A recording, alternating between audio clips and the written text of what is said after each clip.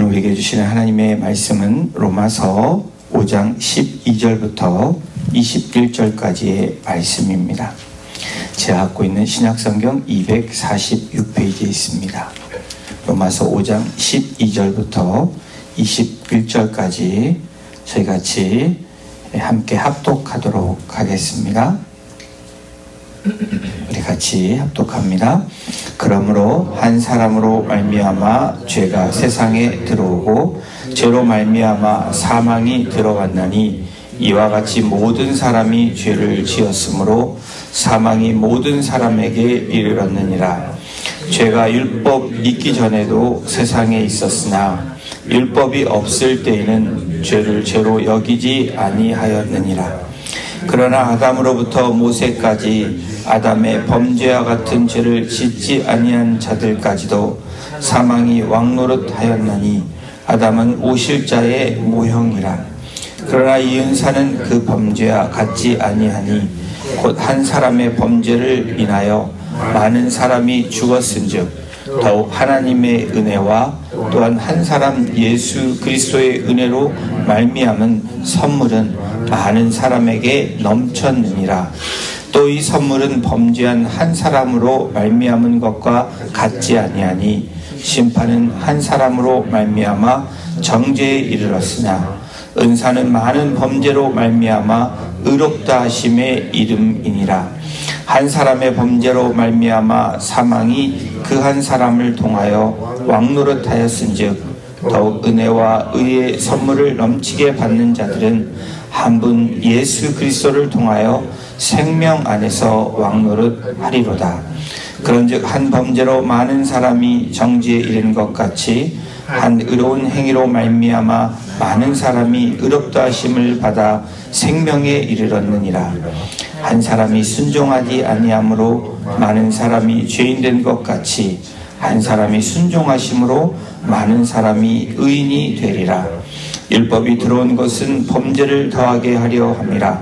그러나 죄가 더한 곳에 은혜가 더욱 넘쳤나니 이는 죄가 사망 안에서 왕노릇한 것 같이 은혜도 또한 의로 말미암아 왕노릇하여 우리 주 예수 그리스도로 말미암아 영생에 이르게 하려 함이라. 아멘. 죽음에서 생명으로, 아담에서 그리스도로라는 제목으로 오늘 본문을 가지고 함께 말씀 나누겠습니다. 우리 인생에서 한 사람의 선택이 얼마나 큰 변화를 일으킬 수 있는지, 여러분 이번 주에 일어난 일들 여러분 한번 생각해 보시고 또 어떤 한 32세의 젊은 청년이 총살당한 그런 영향력 있는 그 한 사람을 우리가 한번 생각해 볼 수 있습니다. 사람은 누구나 영향을 받기도 하고 영향을 미치기도 합니다. 나는 영향을 주는 사람이 아니다 라고 여러분 말할 수 없습니다. 우리는 누군가에게 긍정적인 영향을 미치기도 하고 부정적인 영향을 미치기도 하고 선한 영향력, 악한 영향력 등등 여러 가지 우리는 미치기도 하고 영향을 받기도 하는 존재입니다. 프랑스 작가 장지오니가 쓴 나무를 심은 사람이라는 단편 소설에서는 엘자르 부피에라는 한 인물이 등장을 합니다. 프랑스의 황폐한 지방을 여행하던 이 한 젊은이가 온통 메마르고 죽은 듯한 대지 위에서 혼자 열심히 나무를 심고 있는 이 노인을 만나게 됩니다. 이 노인이 엘자르 부피에라는 이 노인입니다. 이 노인이 뭘 했냐면 매일 100개씩 도토리를 심는 겁니다. 실패해도 포기하지 않고 묵묵히 그 땅에 도토리를 심습니다.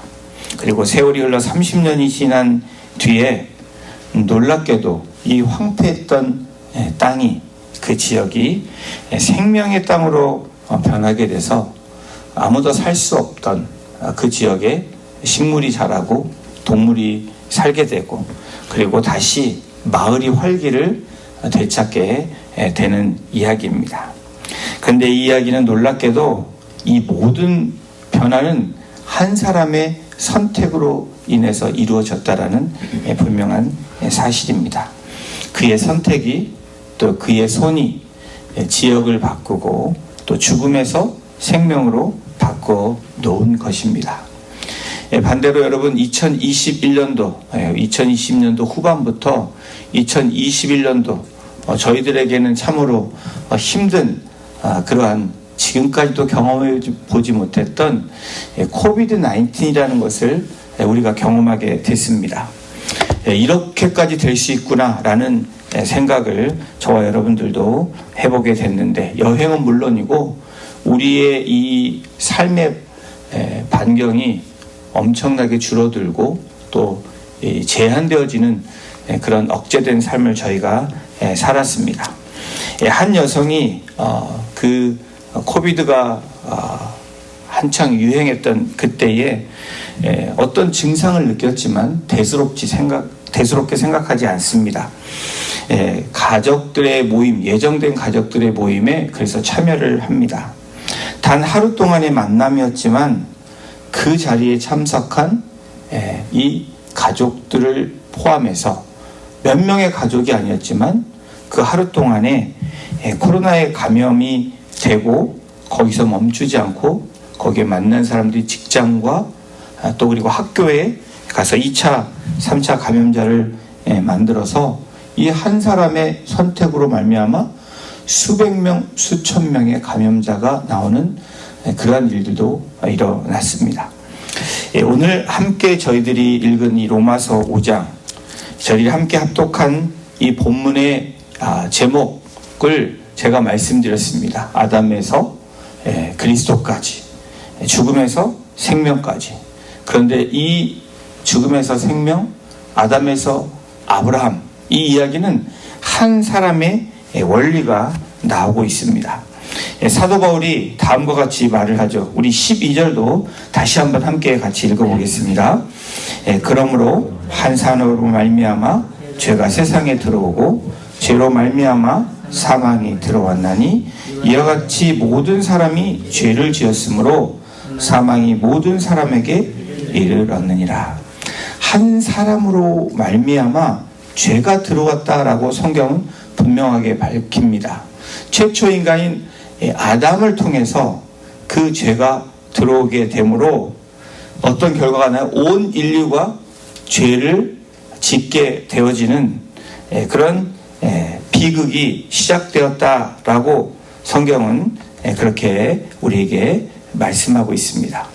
하나님께서 하나님의 형상대로 만드신 이 완전한 인간, 그런데 죄가 들어옴으로 가장 살기 좋게 만든 퍼펙트한 장소에서 이 죄로 말미암아 쫓겨나는 그런 일들을 갖게 됩니다. 하지 말라는, 먹지 말라는 이 불순종으로 인해서 돌이킬 수 없는 결과를 만들게 되었다라고 이 한 사람에 대한 정의를 로마서를 통해서 말하고 있습니다. 혹시 여러분 기억하십니까? 2000년대 밀레니엄에 이 바이러스가 많이 등장했습니다. 특별히 컴퓨터 바이러스. 그래서 문제가 심각해질 거다. 그래서 1999년도에 긴장을 하고 밀레니엄이 아침에 밝을 때에 많은 변화들이 있을 것이다 라는 그런 이야기를 듣고 저와 여러분들도 아마 긴장을 했던 그런 과거가 있습니다. 그런데 2000년대에 들어와서 I love you라는 이 바이러스가 들어오게 됩니다. 2000년 5월 4일에 필리핀에서 시작된 단 한 사람의 컴퓨터에서 시작된 이 바이러스가 이 며칠 만에 수천만 명의 컴퓨터로 바이러스가 침투하는 그런 안타까운 일들이 있었죠.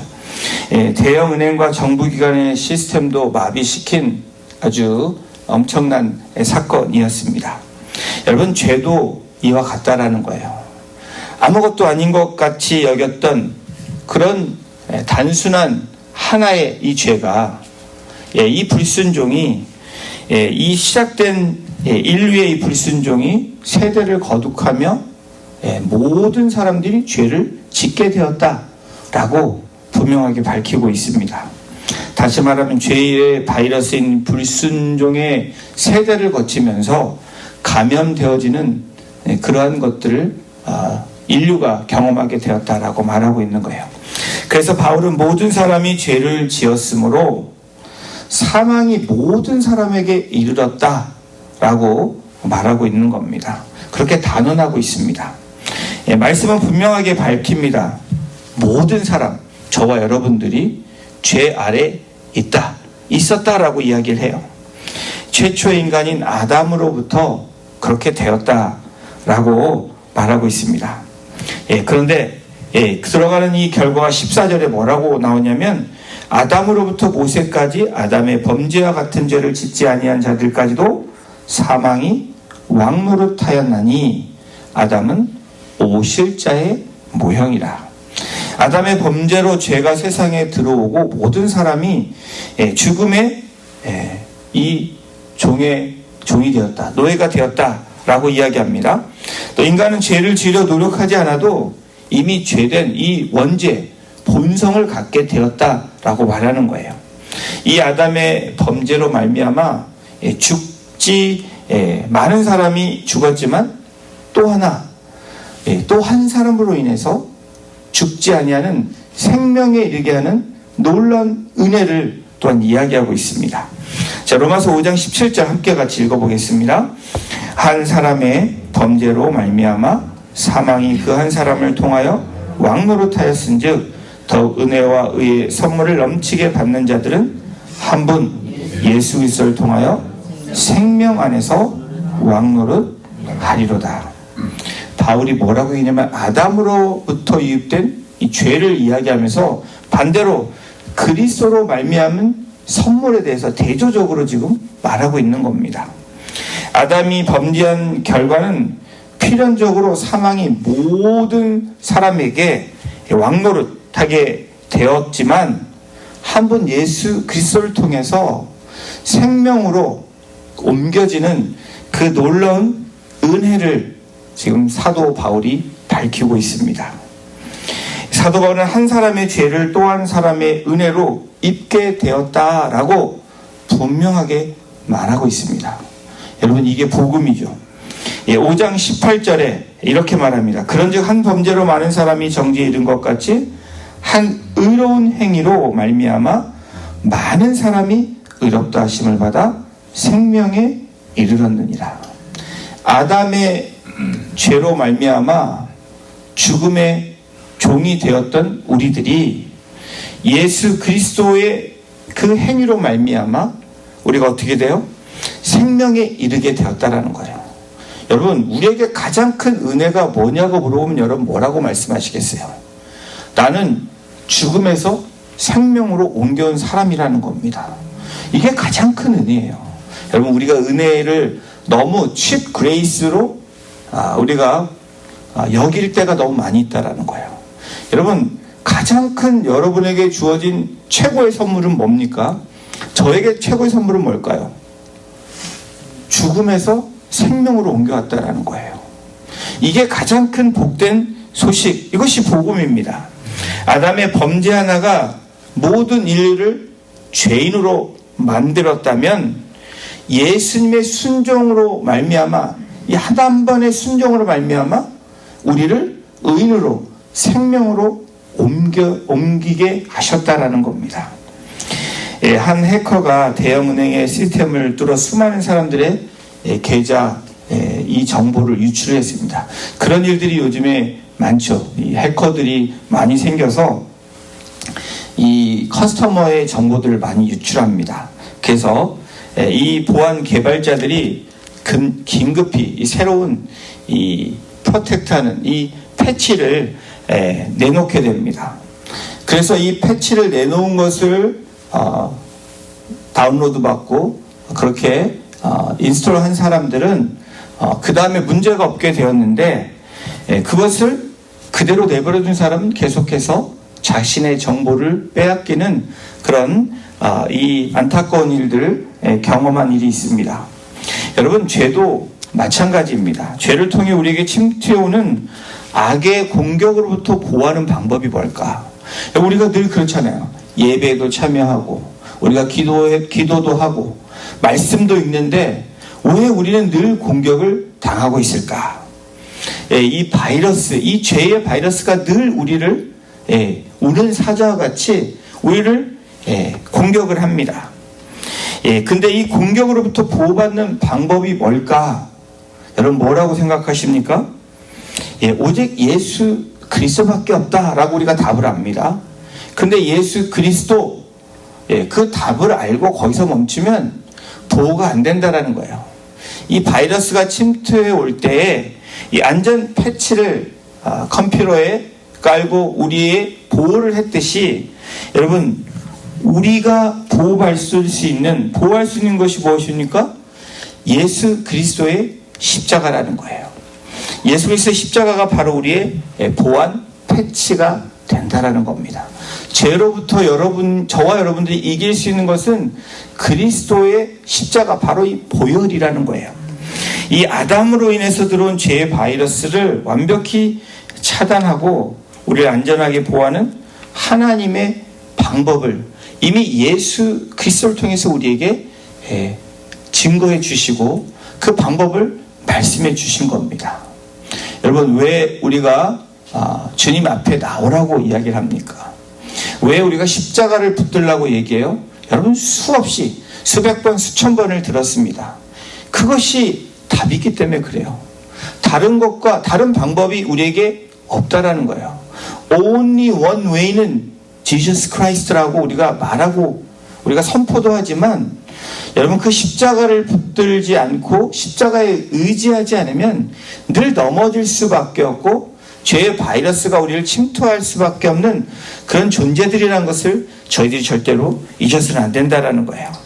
죄의 바이러스를 완벽히 차단함으로 우리가 죽지 않고 공격받지 않는 것은 바로 예수 그리스도의 이름으로 매일매일 살아가는 겁니다.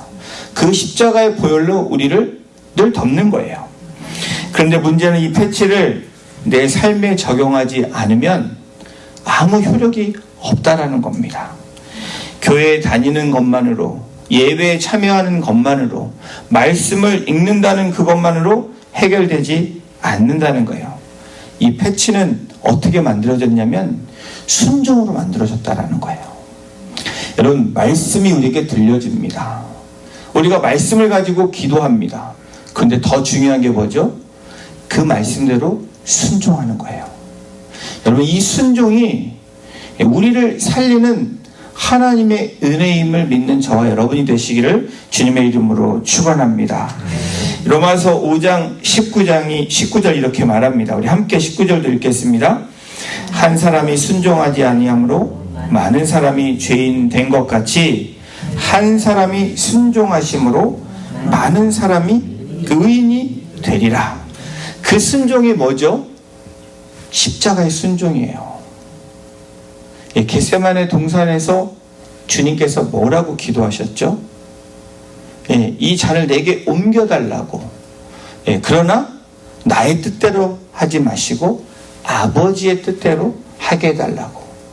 여러분 우리의 그리스도인의 삶의 고백, 삶의 결단은 뭐냐면 바로 예수님의 겟세마네 동산에서의 기도라는 거예요. 순종의 기도입니다. 하나님 이렇게 해주십시오. 간절히 기도하는 거 좋습니다. 그런데 여러분 그 끝의 기도는 뭐가 돼야 되죠? 순종의 기도가 돼야 된다는 거예요. 내 뜻대로 내가 원하는 대로 구했지만 그러나 아버지의 뜻대로 하게 해달라고 하는 기도가 저와 여러분들의 기도가 되기를 주님의 이름으로 축원합니다. 십자가에 죽어야 되는 순종. 우리 주님은 단순히 좋은 본보기가 아니라 실제로 죽기까지 순종하셨다라는 거예요. 여러분 저와 여러분들이 주 앞에 말씀 앞에 순종하면 어떤 일이 일어날까요? 왜 우리가 변화가 잘 일어나지 않을까? 왜 내가 변화가 잘 일어나지 않을까? 왜 말씀을 읽고 기도를 해도 변화가 일어나지 않을까? 답은 딱 하나가 있습니다. 순종하지 않았기 때문에 그래요. 순종하기 시작하면 변화가 일어난다라는 거예요. 여러분 믿습니까? 실제로 그 모든 죄값을 십자가에 달리심으로 그 값을 대신 지불해 주심으로 우리가 죄의 종노릇하지 않는 의의 선물, 하나님의 은혜의 선물을 우리가 받게 되었다라고 복음은, 이 성경은 분명하게 우리에게 밝히고 있는 거예요. 어떤 사람이 큰 빚을 지고 법정에 끌려왔습니다. 그런데 그 죄인, 이 청년의 죄를 지은 이 청년의 이 아버지가 거기에 있는 것입니다. 그게 누구냐면 그 죄를 판단하는 판사였던 거예요. 이 아버지는 아들을 보고 갈등을 합니다. 재판장으로 공정한 판결을 내려야 되는 것이 판사이기 때문에 갈등을 합니다. 그러나 아버지가 이 모든 것들을 결론 지으며 판결을 냅니다. 어떤 판결을 내냐면, 당신은 법을 어겼으니 법대로 이만큼의 100만 달러 예를 들어서 이 벌금을 내야 됩니다. 엄청난 이 아들이 충격을 받습니다. 낙심하고 절망합니다. 하지만 재판이 끝난 후에 재판관인 아버지는 아들을 위해서 그 모든 것들을 팔아서 그 돈을 갚아주는 것입니다.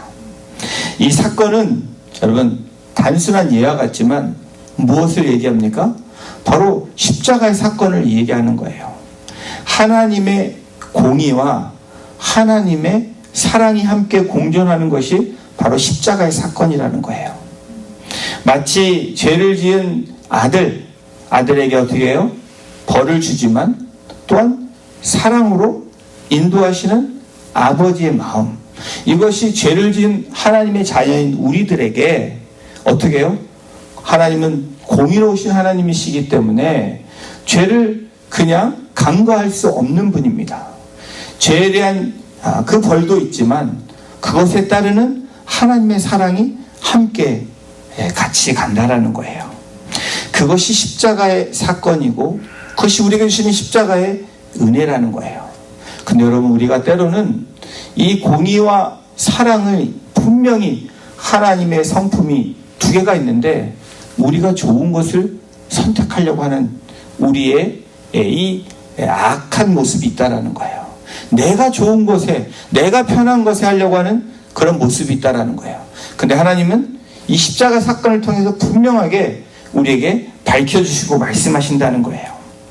우리가 누리는 은혜가 무엇입니까? 바로 이 은혜라는 거예요. 공의와 사랑이 함께하는 하나님의 이 결정. 로마서 5장 21절에 이렇게 이야기합니다. 우리 함께 이 말씀 읽어보겠습니다. 이는 죄가 사망 안에서 왕노릇한 것 같이 은혜도 또한 의로 말미암아 왕노릇하여 우리 주 예수 그리스도로 말미암아 영생에 이르게 하려 함이라. 어떤 은혜를 우리가 갖고 있습니까? 영원한 생명을 얻는 은혜를 우리에게 주셨다는 거예요. 여러분, 이 은혜 하나면 다른 것과 비교할 수 없는 것입니다. 그래서 하나님의 은혜는 크고 높다라고 얘기하는 거예요.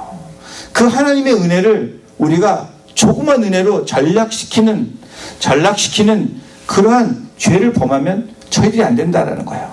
은혜를 잊고 사는 저와 여러분들이 일상의 삶에서 다시 돌이켜야 그 은혜에 우리가 보답하는 삶이 되는 겁니다. 이 은혜는 바로 영원한 생명에 이르는 영생의 은혜라고 이 로마서 5장을 마무리하면서 사도 바울이 증거하고 있습니다. 사랑하는 성도 여러분, 오늘 이 로마서를 통해서 우리에게 주시는 말씀이 뭡니까? 한 사람에 대해서 이야기합니다. 죄를 지은 한 사람. 또 죄가 아닌 죄의 종노릇하지 않고 생명의 사람으로 우리를 이끄시는 또 한 사람을 증거하고 있습니다. 바로 아담과 예수 그리스도를 비교하며 우리에게 말씀합니다. 우리에게 말합니다. 너희는 아담 안에 속해 있냐? 그리스도 안에 있냐? 우리의 대답은 그리스도 안에 있고 싶어 해요. 그렇게 대답하고 싶습니다. 그런데 여러분, 아담 안에 속해 있는 우리들의 모습을 우리가 보지 않나요? 무력감에, 죄책감에, 수치심에 눌려있는 삶이 바로 아담 안에 있는 삶이라는 거예요. 여전히 그 죄의 종로를 타고 있는 우리들의 모습이 있다면 예수 그리스도 안으로 돌이켜야 된다는 겁니다. 예수 그리스도 안에 속해 있는 사람은 더 이상 죄가 지배하지 않습니다.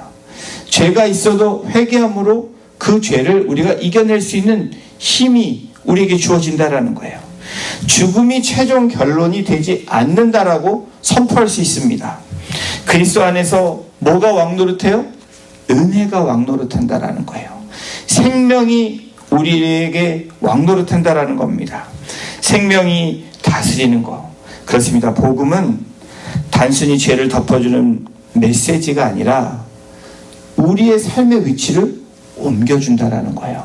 죽음에서 생명으로, 아담에서 그리스도로, 정죄에서 자유로, 죄의 종에서 은혜의 통치 아래로 옮겨준다라고 오늘 이 로마서 5장은 분명하게 밝히고 있습니다. 사랑하는 성도 여러분, 우리 모두 아담의 실패가 아니라 그리스도의 승리로 생명력 있는 삶으로 살아가는 저와 여러분이 되시기를 주님의 이름으로 축원합니다. 그 생명이 오늘도 우리 안에, 그 은혜가 우리 안에 넘쳐서 흘러 넘치게 하셔서 죄의 종노릇하는 하나님의 백성들과 이웃들에게 그렇게 다가갈 수 있는 축복의 통로로 오늘도 살아가시는 우리 성도님들 한 분 한 분 되시기를 주님의 이름으로 축원합니다. 기도하시겠습니다. 주님, 아담 안에서 죽을 수밖에 없던 우리들을 예수 그리스도의 그 십자가의 순종으로 우리에게 은혜로 의롭다 하시고 생명 안에서 살게 하심을 하나님 감사합니다.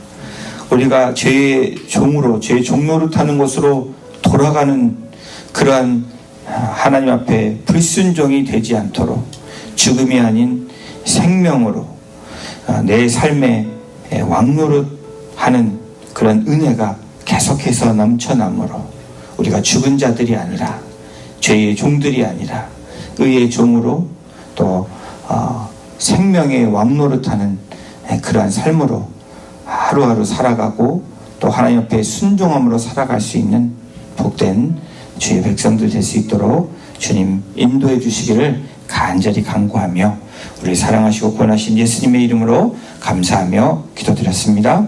아멘.